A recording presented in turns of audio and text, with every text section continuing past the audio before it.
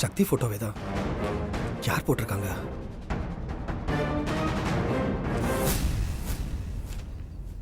சிவா தான் போட்டிருக்காரு. சக்தி உயிரோடு இருக்கிற விஷயம் சிவாவுக்கு எப்படி தெரிய வந்துச்சுன்னு தெரியலையே. ஒண்ணுமே புரிய மாட்டேங்குது. என்ன நடக்குது?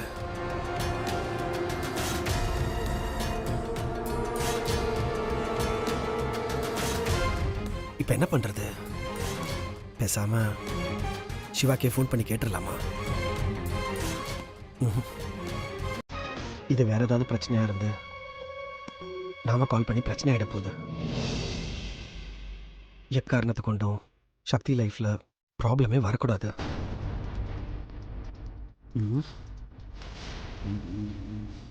பேசாம இதை பத்தி சக்திகிட்ட சொல்லிட்டா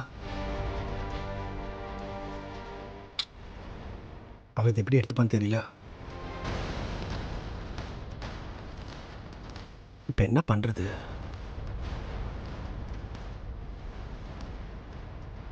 பேசாம சென்னை கிளம்பி போய் அங்கே என்ன நடக்குதுன்னு பார்த்துட்டு அதுக்கப்புறமா வந்து சக்திகிட்ட சொல்லலாம். அதுதான் சரி. அது வரைக்கும் சக்திக்கு இந்த விஷயம் தெரியாமல் இருக்கிறது தான் நல்லது. சரி, முதல்ல சென்னை கிளம்புவோம்.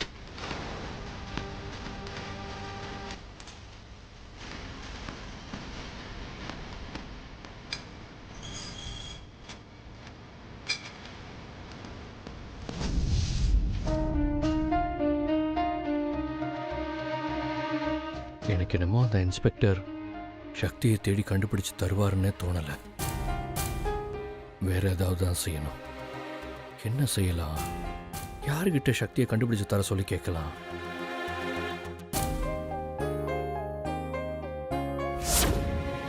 உனக்கு இந்த விஷயத்துல என்ன உதவி வேணும்னாலும் என்கிட்ட கேளு. கண்டிப்பா நான் செய்யறேன். இந்தா, இது என் நம்பர், வெச்சுக்கோ. எப்போ உதவி தேவைப்பட்டாலும் தயங்காம எனக்கு ஃபோன் பண்ணு.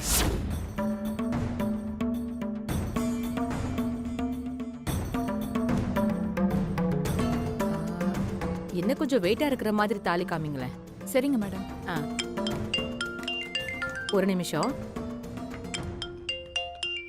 அட சிவா தம்பி, சொல்லுங்க தம்பி. அம்மா, தப்பா எடுத்துக்காதீங்க. எனக்கு நீங்க இன்னொரு உதவி செய்யணும். இதுல தப்பா எடுத்துக்க என்ன தம்பி இருக்கு? என்ன உதவின்னு சொல்லுங்க. அது வந்து போன்ல வேண்டாமா? நீங்க எங்க இருக்கீங்கன்னு சொல்லுங்க, நான் அங்க வரேன். நான் என் பையனுக்கு கல்யாணம்னு சொன்னேன்லப்பா, அதனால தாலி எடுக்க நகைக்கடைக்கு வந்திருக்கேன்ப்பா. பரவாயில்ல, நீ என்ன விஷயம்னு போன்லயே சொல்லு. இல்லம்மா, எந்த நகை கடைன்னு சொல்லுங்க, இல்ல லொகேஷன் ஷேர் பண்ணுங்க, நான் அங்கேயே வந்துடுறேம்மா. இது கோல்டன் ஜுவல்லர்ஸ். நான் லொகேஷன் ஷேர் பண்றேன். சரிம்மா. சரிப்பா.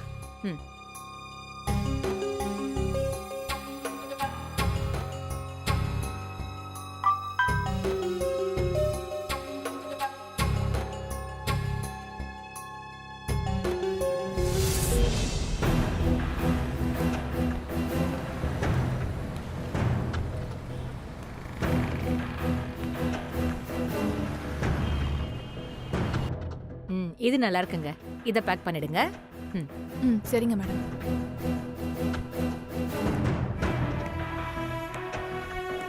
வாங்க சார், என்ன நகை பார்க்கணும்? இல்ல, எனக்கு தெரிஞ்சவங்க ஒருத்தங்க இங்க. வா சிவா. மா, என்னப்பா என்ன காணோம் தேடினியா? அப்படிலாம் ஒண்ணு இல்லம்மா. சிவா, என் பையனுக்கு கல்யாணம் சொன்னல, அதான் தாலி எடுக்கலான்னு வந்தேன். என்ன தம்பி, தாலி எடுக்க தனியா வந்திருக்கேன்னு பாக்குறியா? என் மருமகளும் கூட வரேன்னு தான் சொன்னா. ஆனா அவளுக்கு உடம்பு முடியாம போயிடுச்சு, அதான் வரலன்னு சொல்லிட்டா. நான் மட்டும்தான் தனியா வந்திருக்கேன். பாரேன், நீ இவ்ளோ தூரம் என்ன தேடி வந்திருக்க, அது என்ன விஷயம்னு கேட்காம நான் வந்த விஷயத்த உன்கிட்ட சொல்லிட்டு இருக்கேன். சொல்லுப்பா, என்ன விஷயமா என்ன பார்க்கணும்னு வந்த? என் ஒய்ஃப் இன்னும் கிடைக்கலம்மா, அது உங்களுக்கே தெரியும். நானும் எல்லா வழியிலையும் தேடி பார்த்துட்டேன், ஆனா இது வரைக்கும் கண்டுபிடிக்கவே முடியலம்மா. பாவம் பண்ணி, நீயும் எங்கெங்கயோ தேடி பார்க்கற, ஆனா உன் ஒய்ஃப் கிடைக்கவே மாட்டேங்கிறா. சரி, உன் ஒய்ஃப் கிடைக்க நான் என்ன உதவி செய்யணும்னு சொல்லுப்பா. இல்லைம்மா, போலீஸ் ஸ்டேஷன் போய் என் ஒய்ஃபை காணணும்னு கம்ப்ளைண்ட் பண்ணேன்.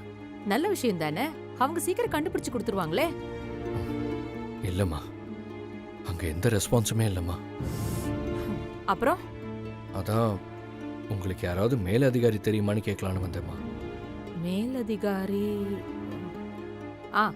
எனக்கு வரலட்சுமின்னு ஒரு பொண்ணு தெரியும். அந்த பொண்ணு எஸ்பியா இருக்கா. அவகிட்ட வேணா கேட்டு பார்க்கலாம். சூப்பர்மா, ரொம்ப தேங்க்ஸ்மா. இருப்பா, முதல்ல பேசுவோம். சரிம்மா.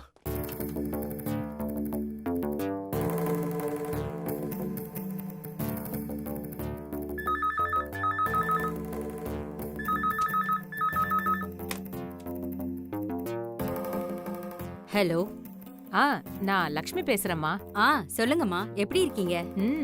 நான் நல்லா இருக்கேம்மா. நீ எப்படி இருக்க? நானும் நல்லா இருக்கேம்மா. எனக்கு நீ ஒரு ஹெல்ப் பண்ணணுமே. என்னன்னு சொல்லுங்கம்மா. எனக்கு தெரிஞ்ச ஒரு தம்பி இருக்காரு. பாவம், அவர் இப்போ ஒய்ஃபை தொலைச்சிட்டு தேடிட்டு இருக்காரு. ஸ்டேஷன்ல போய் கம்ப்ளைண்ட் கொடுத்தா கண்டுபிடிச்சிருவாங்களேம்மா. அவரு கொடுத்துருக்காருமா, ஆனா அங்க எந்த ரெஸ்பான்ஸும் இல்லையா. அதான் அவர் என்ன தேடி வந்தாரு. நான் உனக்கு கால் பண்ணேன். சரிம்மா, கவலைப்படாதீங்க. அவர் கேஸ நானே பாத்துக்கிறேன். ஆமா, அவர் பேர் என்ன? பேரு சிவாமா. தம்பியை வந்து என்ன ஆபீஸ்ல பார்க்க சொல்லுங்கம்மா. டீடைல்ஸ் கேட்டுட்டு ஃபார்மாலிட்டிஸ் என்னவோ அதை நான் பாத்துக்கிறேன். ரொம்ப தேங்க்ஸ்மா. இதுக்கெல்லாம் எதுக்குமா தேங்க்ஸ்? உங்களுக்கு உதவி செய்யறது தானே எங்க கடமை. சரி, உன்ன மாதிரியே எல்லாரும் இருந்துட்டா போதும். மத்தவங்கள மாற சொல்ல முடியாது, ஆனா நாமளே உணர்ந்து நம்மள மாத்திக்கலாம். நல்லா சொன்னம்மா. சரி, நான் அந்த தம்பி அனுப்பி வைக்கிறேன். பார்த்து உதவி செய்ய என்ன? நிச்சயமாம்மா. ஓகேம்மா, தேங்க்யூ. என்னம்மா சொன்னாங்க?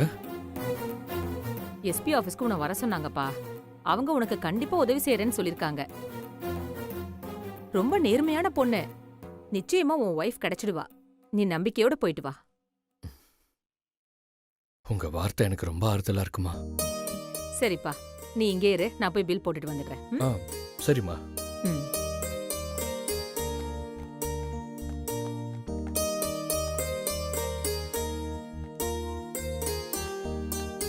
பேக் பண்ணி மேடம் கிட்ட கொடுத்துருங்க. இந்தாங்க மேடம்.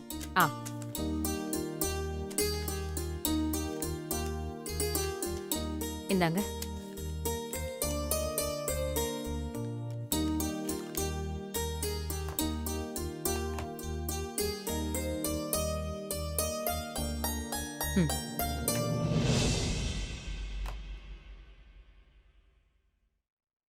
மேடம், கார்டு டிக்ளைன் ஆயிடுச்சு மேடம். இல்லையே, கார்டுல கேஷ் இருக்கே, எப்படி டிக்ளைன் வரும்? தெரியலீங்க மேடம், ஆனா டிக்ளைன் ஆயிடுச்சு. இன்னொரு தடவை போட்டு பாருங்களேன்.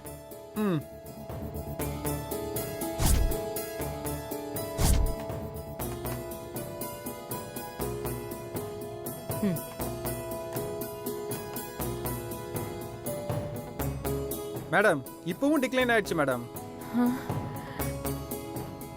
என்ன மறுபடியும் டிக்ளைன் வருது?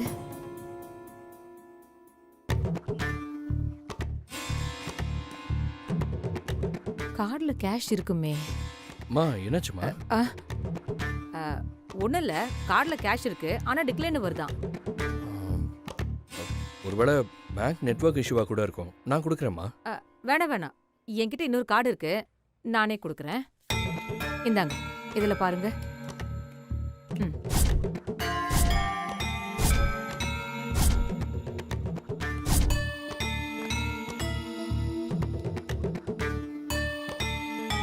சாரி மேடம், இந்த கார்டும் டிக்ளைன் ஆயிடுச்சு.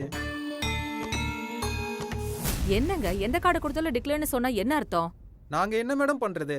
வரலன்னு தான் சொல்ல முடியும். இதெல்லாம் நல்லா பேசுங்க. மிஷின்ல ஏதாவது ப்ராப்ளம் இருக்க போகுது, முதல்ல அதை செக் பண்ணுங்க. மேடம், காலையில இருந்து ஸ்வைப் பண்ணிட்டு தான் இருக்கேன் மேடம். இது வரைக்கும் எந்த பிரச்சனையும் இல்ல. இப்ப கூட கொஞ்ச நேரத்துக்கு முன்னாடி ஒரு கஸ்டமருக்கு ஸ்வைப் பண்ண மேடம். உங்க கார்டுல தான் ஏதோ பிரச்சனைன்னு நினைக்கிறேன். கார்டுல என்ன பிரச்சனைன்னு தெரியலையே. நான் வேற கையில கேஷ் கொண்டு வரலையே, என்ன பண்றது? பரவாயில்ல, விடுங்கம்மா, நான் தரேம்மா. வேணா சிவா, நான் என் பையனுக்கு ஃபோன் பண்ணி வர சொல்றேன்ப்பா. மா, இருக்கட்டும்மா. என் ஒய்ஃப் கிடைக்கிறதுக்கு நீங்க எவ்வளவு ஹெல்ப் பண்றீங்க. உங்களுக்காக எது கூட செய்ய மாட்டேனா? மா, என்னம்மா யோசிக்கிறீங்க? என்னையும் உங்க பையனை நினைச்சுக்கோங்கம்மா.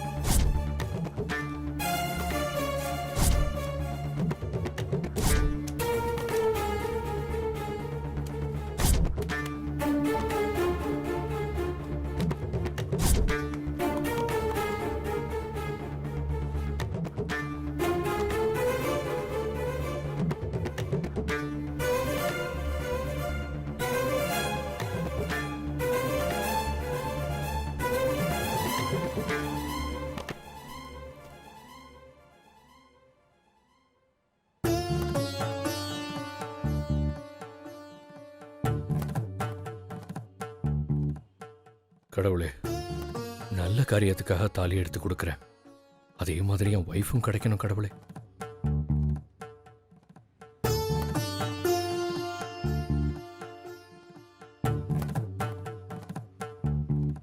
அம்மா, இந்தாங்கம்மா.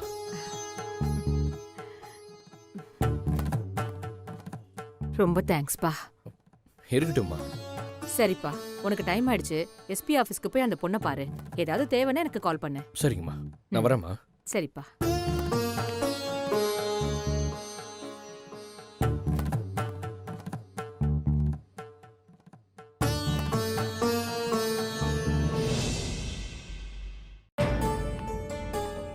Excuse me ma'am.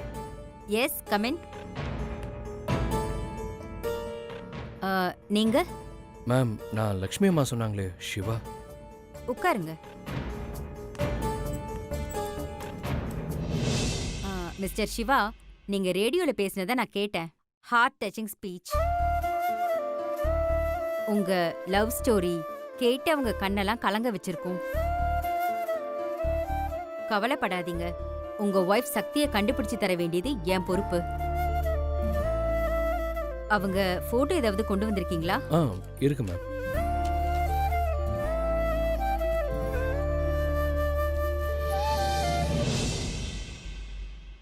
She is so beautiful. அவள மாதிரி அவ மனசும் அழகு மேடம். புரியுது. டோன்ட் வரி மிஸ்டர் சிவா, உங்க ஒய்ஃப் கிடைச்சிட்டாங்கன்னு நினைச்சுக்கோங்க. ரொம்ப தேங்க்ஸ் மேடம். எப்போ மேடம் வந்து பார்க்கலாம்? இந்த போட்டோவை எல்லா ஸ்டேஷனுக்கும் அனுப்புறேன். ஒரு 2 டேஸ்ல உங்க ஒய்ஃபை கண்டுபிடிச்சிடலாம்.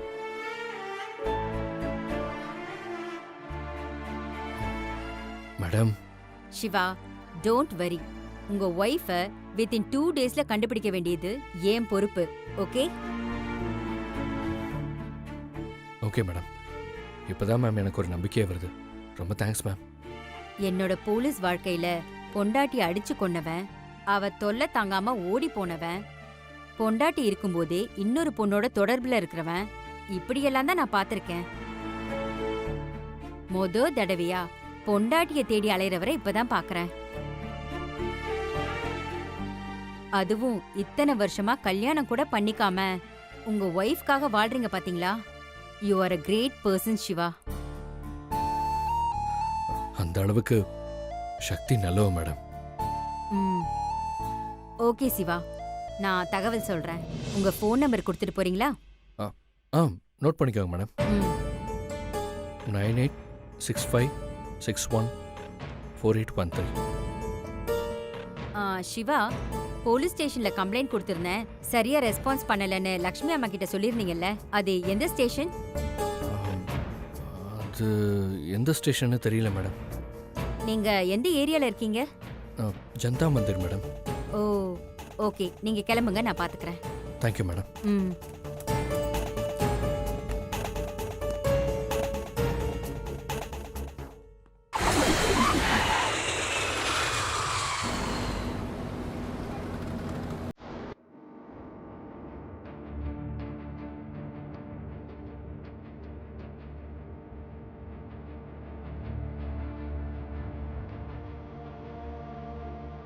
இந்த வீடு தான், கொஞ்சம் அப்படியே லெஃப்டில் ஸ்டாப் பண்ணிக்கங்க.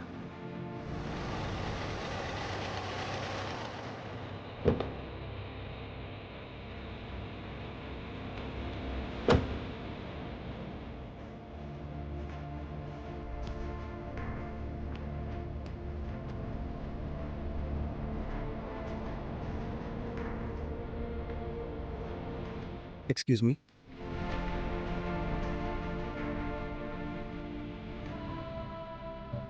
இவர் சிவாவோட ஃப்ரெண்டாச்சே. சார் நீங்கள் சிவாவோட ஃப்ரெண்டு தானே? ஆமாம். வாங்க சார், உள்ளே வாங்க. மீனாட்சி உட்காருங்க சார். இருங்க, குடிக்க ஏதாவது எடுத்துகிட்டு வர ஐயோ, அதெல்லாம் எதுவும் வேணாம். ஒரு வேலை விஷயமா சென்னைக்கு வந்தேன், அதான் அப்படியே சிவா பார்த்துட்டு போகலான்னு. ஓ அப்படியா? வாங்க. இருக்கட்டும். எப்படி இருக்கீங்க? நல்லா இருக்கேன். நீங்கள் எப்படி இருக்கீங்க? நல்லா இருக்கேன். அது ஒய்ஃபோட தங்கச்சி, அவங்க ஹஸ்பண்ட். வணக்கம். வணக்கம் சார். சிவா வீட்டில் இல்லையா? சிவா வீட்டில் இல்லை, டெல்லி போயிருக்கான். டெல்லிக்கா? ஏதாவது பிஸ்னஸ் ட்ரிப்பா? இல்லை, அவங்க ஒய்ஃபை தேடி போயிருக்கான். வைஃபை தேடியா? ஆமாம், சிவா ஒய்ஃபு சக்தியை தேடி போயிருக்கான். என்ன சொல்கிறீங்க? சக்தியை தேடியா?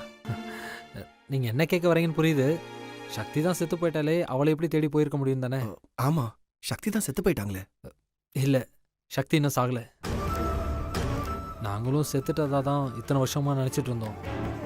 இப்போ தான் சிவா சக்தியை டெல்லியில் ஒரு கோவிலில் வச்சு பார்த்துருக்கான். அவளை கண்டுபிடிக்கிறதுக்காக தான் போயிருக்கான். என்ன இவங்க கன்ஃபியூஸ் பண்ணுறாங்க? சிவா இன்னொரு கல்யாணம் பண்ணிக்கிட்டதுனால தானே சக்தி ஒதுங்கி இருக்கா. ஆனால் இப்போ சிவா சக்தியை தேடி போயிருக்காருன்னா அப்போ சங்கீதா? அப்போ சிவா செகண்ட் மேரேஜ் பண்ணிக்கலையா? இல்லைங்க, சக்தி செத்துட்டான்னு நினச்சி கொஞ்ச நாள் பித்து பிடிச்ச மாதிரி இருந்தான். அதுக்கப்புறம் சக்தி தான் கூடவே இருக்கதை நினச்சி அவன் வாழ ஆரம்பிச்சிட்டான். ஓ, ஆமாங்க, நாங்களும் இவ்வளோ சொல்லி பார்த்தோம் இன்னொரு கல்யாணம் பண்ணிக்கோங்கன்னு. ஆனா அவரு சக்தியை தவிர தான் மனசுல வேற யாருக்குமே இடம் இல்லைன்னு பிடிவாதமா சொல்லிட்டாரு.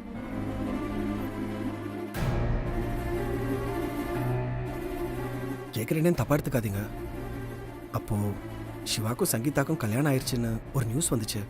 அப்போ அது உண்மைதான். ஏற்பாடெல்லாம் நடந்துச்சு, ஆனால் கல்யாணம் நடக்கலை. கல்யாணம் நடக்கலையா? சக்தி கல்யாணம் நடந்துச்சுன்றதுனால தானே விலகி போறா.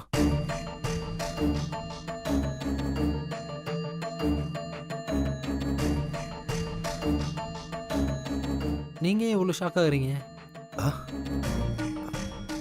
இல்ல, அந்த சங்கீதாவோட போட்டோ ஏதாவது இருந்துச்சுன்னா எனக்கு கொஞ்சம் காமிக்க முடியுமா? ஒரு நிமிஷம், நான் போய் எடுத்துட்டு வரேன்.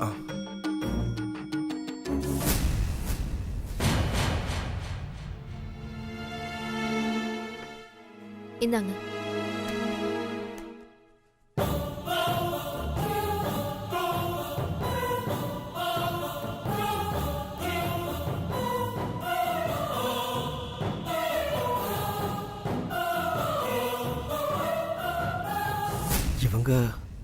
இவங்க தான் சங்கீதா.